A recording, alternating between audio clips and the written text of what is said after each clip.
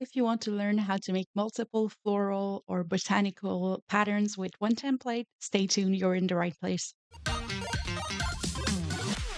If you don't know me, I'm Saki, a digital artist, streamer, lettering artist, and surface pattern designer. While hanging out on YouTube, I found some videos by Rebecca Flaherty. Sorry if I said that name wrong. She does some trailing floral templates, offers one for free, and does tutorials with her templates. And honestly, as the templates are really close to my sketching style, I decided I wanted to create some other templates myself. As it was initially her idea and I worked upon it to create new templates, I am giving full credit to Rebecca for the idea of doing those templates. It is brilliant, and I will be linking her YouTube channel down in the description. She has tons of awesome tutorials that you can follow with similar templates, and I think it's a really lovely channel altogether. As I go, I wanted to create new templates in various shapes and forms and create a little series where I teach you different ways of using the templates to your advantage. This first template is already available on my Ko-fi. I will be dropping a link in the description. It is available for free, and the other templates I will create will also be there in the future. So first, I'm going to do a recap of all the different colors and sections of our template. First, if you go into your layers, you will find a lower opacity square, and then you have the main template. I do like to group them as the template just so it's easier to add and remove as you work with it. So that's the first info about the template. On the canvas, you will see four different colors. First off, we have the pink dotted line in the middle. This will be the main line slash stem of our pattern to make it seamless. So this one has to be respected, basically whatever you do. So it will be a seamless pattern. You do have the black sections, which is our main pattern. This is the section that you will illustrate at first. Then we have the blue and gray sections, which are the repeats of this pattern. And last but not least, you have the blue leaves. In this case, it could be anything else than a leaf, really. But the blue leaves are extras, which we will add to the design after we're done with the repeat. I will show you how to do everything in this video. Before we start, a little reminder that I think is super important as a surface pattern designer. Do every single type of object on a separate layer. It will not only allow you to have more control if there's something you don't like, but also if you do decide you want to do some color changes and variations, that will make it so much easier to do so. So, pro tip there. So, we are going to start off by lowering the opacity of our template. It's going to be easier to see what we're doing in that way. Next, you're going to create a new layer, and this one for me is going to be the stems. We are going to start with the main stem, so the pink dotted line, and I do have this color palette I wanted to use. So in the way you're most comfortable, you're going to draw this first stem section. In my case, I do like to try and have it done in one stroke so it looks more natural, but it is definitely possible to do it in multiple strokes as long as you clean it up afterwards. You can always go into your adjustments and use Liquify with a smaller size to fix whatever you think is needed, like I am doing right now. As this stem is the backbone of our design, before we do anything else, we want to make sure that the stem is seamless. To do so, it's really easy. You're going to duplicate your stem, add a new layer, and put some corners in the four corners of your canvas. Group those two together, and then you're going to select and bring it to the top left until you have those orange lines. That means you are centered in canvas with your corner. And then you're just going to zoom in to see if your stems are seamless. In this case, you can barely see they are two different lines, so that is perfect. If it is not perfect, you just have to go back to your first stem, erase the section that is not perfect, and redo it, like so.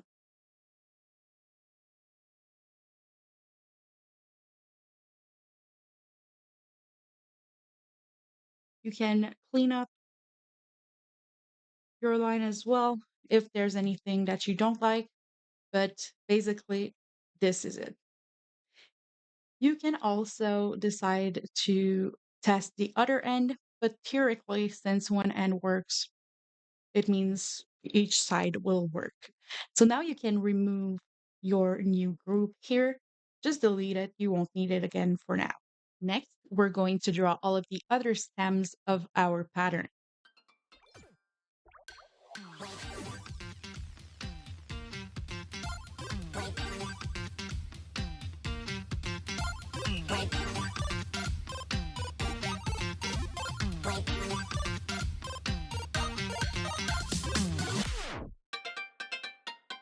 Take it to the next level.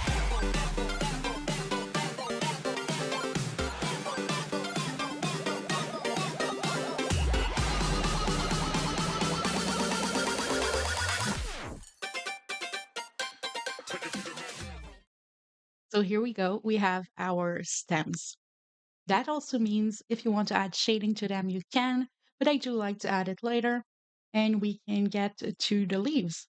So we're going to add a new layer under the stems and call it leaves.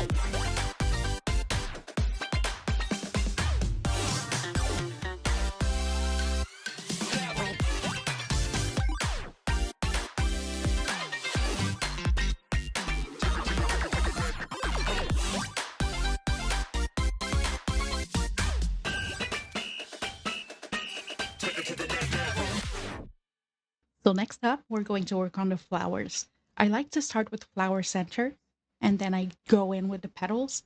Uh, just make sure you have enough layer in your canvas because we are going to be adding quite a few layers before merging them down later. So we're going to create 4 new layers at the top of our canvas. So over the stems, the top one will be our flower centers. The bottom one will be petal number 1. Then we will have some clipping masks over our petal. Then I do suggest you group the petal with the 2 clipping masks over them. It's going to make it easier to work on later. You will understand as we go. So you're going to choose the color you want for your flower centers and use the brush of your choice to create your first flower center in any flower in your template. So I'm just going to start here. This is a tiny bit too big. If you don't know, you can hold your pencil, it will create an ellipse. And if you want it to be a circle, you just tap with one finger and it will become a circle. Now it's time to either duplicate or draw the other flower centers. Redrawing them for every center will increase the organic feel to your design, and copying them will keep your pattern completely similar. I do like to do a blend of both, so that's what we're going to do. I'm just going to duplicate it a few times. Here I have 4 of the same, and I have 6 flowers in my pattern, so I could do 4 of one and 2 of another design. So I'm just going to go ahead and choose other flowers where to put this center.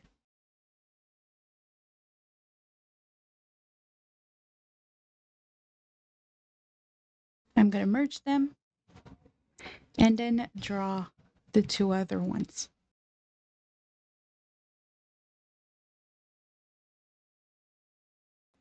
And I'm going to copy and paste this one and move it here. I do think this one needs a tiny bit more room here. All right, so our flower centers are almost ready. Next, we're going to create 2 clipping masks on the flower center, and we're going to start shading. I think shading the flower centers before I draw the petals gives me a better idea of the dimension, the direction of the light, and I just feel like it is easier for me to do that. So for the first layer of shading, you're going to choose the color burn option. You're just going to click on the N and choose color burn. Then in my case, I normally set the opacity of my color burn layers to 65%, but that's totally a personal choice at this point. If you want your shading to be stronger or lighter, this is where you're going to change the setting. The other layer above it will be the color dodge at 50%. This will be our highlights. What is really awesome about doing shading and highlights in color burn and color dodge is that you don't need to select the colors of your shading and highlights. All you need is to go to your disk color selection and double tap at the left of the circle, and it will bring you to a classic 50% gray. This is the gray we're going to need to do our shading and highlights. So I'm just going to add it to my palette so it is right there if I need it. Then you're going to choose the texture brush of your choice.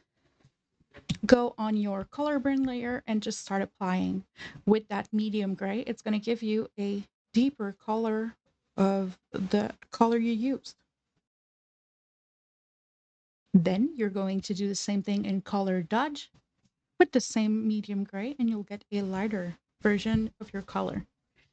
And that's as easy as that. If you'd like to add some more highlights, you can always go in with a lighter gray and it will bring you something else. In this case, I do really like this kind of pink section, so I'm going to keep that. And I'm going to keep that gray as well to be able to recreate it with the other color centers. Now, just do the same things with all of your flower centers.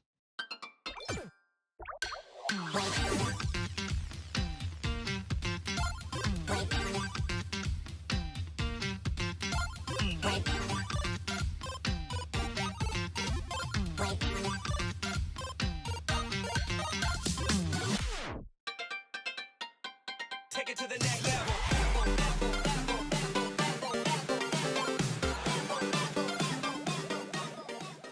Now that our flower centers are ready and shaded, it is time to do the petals of your flowers. I do personally like a really symmetrical feel to my design. So personally, I will draw 1 or 2 petal designs and repeat them around my flower centers. If you want something more organic or you want to draw each one individually, you're totally okay.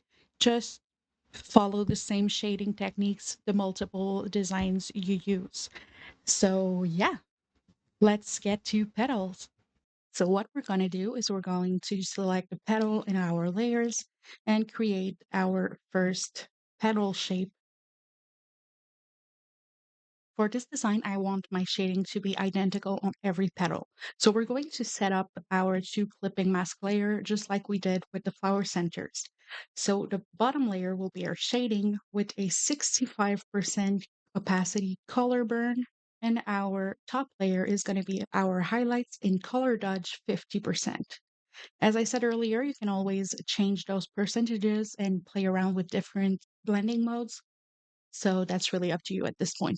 We're going to use our same medium and light gray depending on the shading we want on this.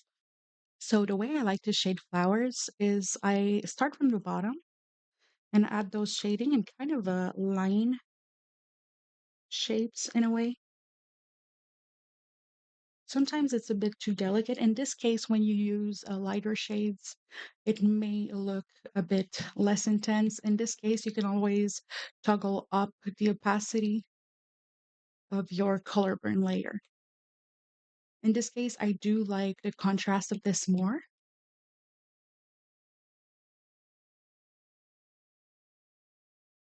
Then we're going to do the same with our color dodge.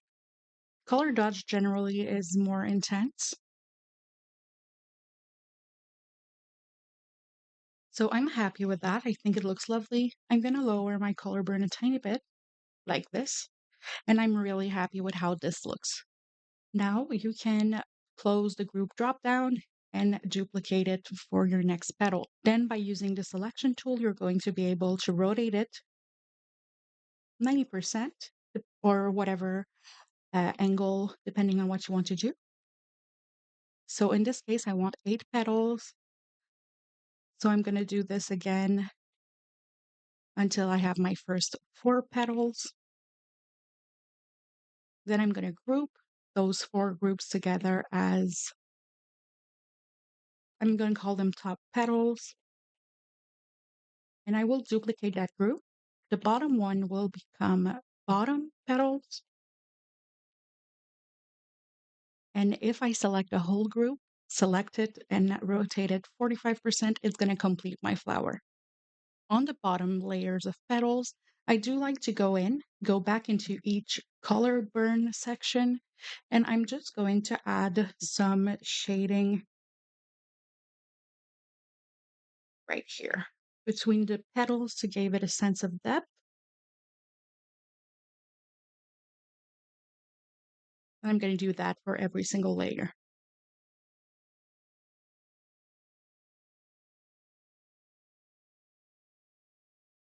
And if you think it's not contrasting enough, you can always duplicate your color burn layers or up only the bottom ones, which is what I'm going to do now. I'm going to put the color burn layers back to 100%. And as I said, if you think it's still not enough, you can always duplicate your color burn and play around with it, which I really like this. So I'm going to duplicate to 45% and merge down.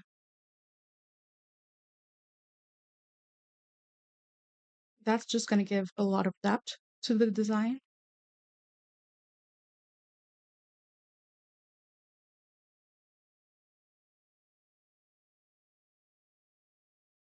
And here we go. I'm really happy with this. This next step is completely optional, but I do like to add some more shading around the flower centers. I'm going to just add a layer here of color burn and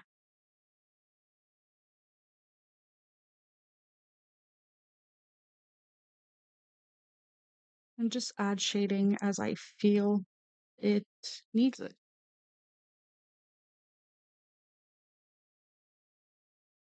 Like this. I'm super happy with how the flower looks. And just to make it easier to work with, I'm going to group the bottom, top petals, and top flower shading as flower. I like to keep all of the layers separate because if we want to play around with our colors, that's how we're going to do it. Then you're going to duplicate that group and pull one down with your template. And you're going to toggle it off. That way, if you want to modify your flowers later on, you can go back to your original elements And we're going to flatten this one here so we can modify it. I'm going to group my flower centers together just so it's easier to manage the layers. In this case, as you see, my colors for my design are quite cool colors and the shading gave it some warmth. I would like it to be a bit on the cooler side so it fits my design more.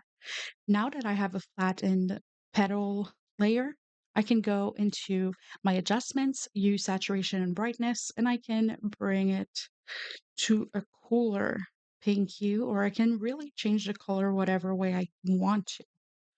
In this case, I'm going to go with this kind of,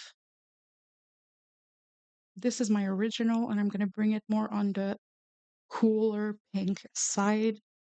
I'm going to desaturate it a tiny bit. Now that I have this, if you want to draw your flowers separately, this is when you would illustrate them. In my case, I'm just going to copy my flower a couple times to have one for each flower center.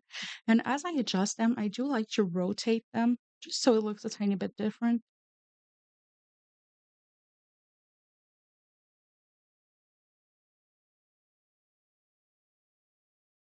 All right, so we have our flowers ready to go. I'm going to merge them all in one layer and call it flowers. Now, what we have left to do with our illustration for now is to shade the leaves. I'm going to use the exact same technique. I'm going to add 2 layers, clip them down, and use color burn 65% and color dodge 50% to shade my leaves with my medium gray. To shade the leaves, I use a really easy technique. I'm going to use my color burn at the bottom of the leaf and use some color dodge at the top. And that's it. That's how I like to shade my leaves.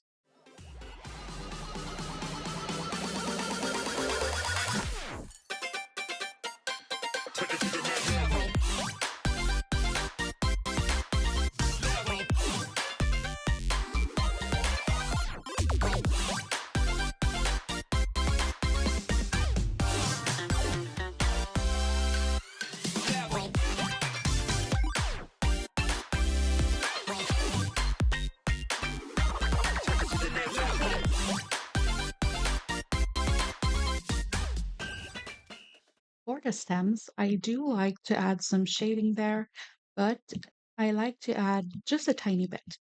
I will add some shade where our multiple stems meet and lighten them at the base of our leaves.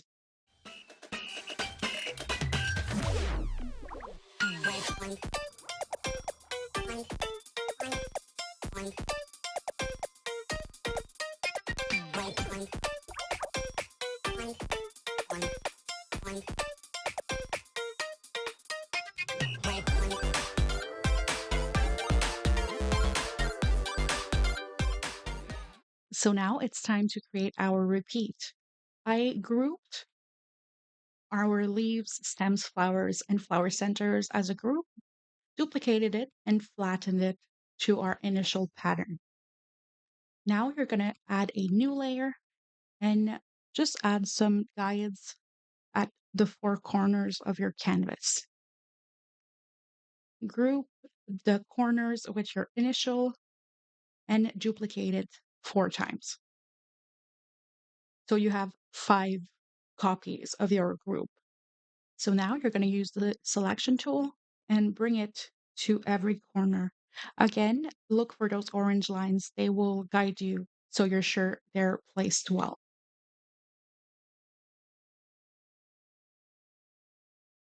Then you can open each group and delete the corner that is left.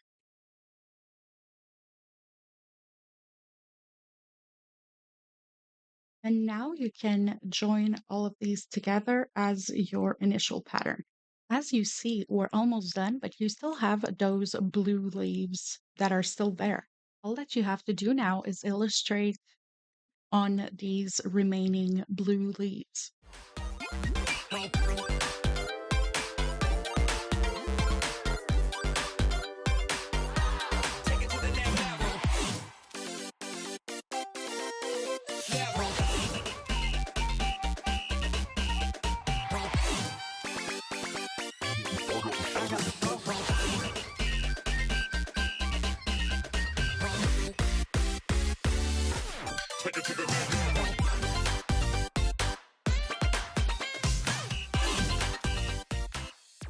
Now you just have to group these new layers as extras.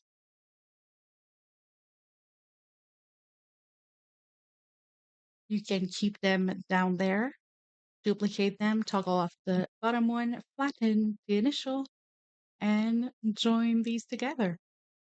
All that you have left to do now is to turn off the template and choose your background color. What I personally like to do, but it's definitely not mandatory, I like to add texture to my background just so it gives it an extra pop. If you want to do that, you can go on really, there's tons of sites like Creative Fabrica, Creative Market, Shutterstock. There's a lot of options where you can get some royalty free images or pay for the rights to use some images. That's what I do with my backgrounds. So I will show you how to do it in case you do have some textures ready. So you're going to go to your actions, in add, choose insert a file or insert a photo, depending on where on your iPad the file is. And then you're going to choose the texture you want. I'm going to choose this one for now. You have to put it in between your background and your pattern. And you can use overlay, multiply, or any blending mode you feel looks good with this texture. You can also play with the opacity to change how much it shows, but on darker colors, you will need a higher opacity for your pattern to show. In this case, I do like it, but I feel like it's a bit too delicate. So I'm just going to duplicate it. I do really like this deep plum color. This is a bit too much. So I'm going to keep it at that for this here. Then the only step you have left to do is to group as final pattern, duplicate it, close this one, and flatten the top one. So yeah, we have our final pattern. Now you have a pattern, you have a tile, you just duplicate it 3 times and bring it into each corner of your canvas to make sure the repeat is seamless. This is our final step, just to check that our finished pattern is good. Once it's brought into every corner, you're just going to look to make sure you cannot see a seam in there, which is the case here. That's it. You have a finished seamless pattern. So that's it for this week's tutorial. I hope you guys enjoyed.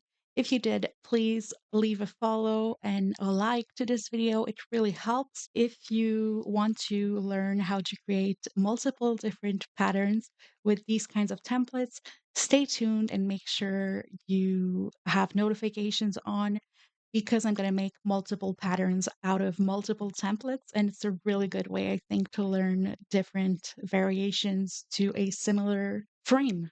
So, yeah, thank you guys so much for being here, and I will catch you guys in the next one.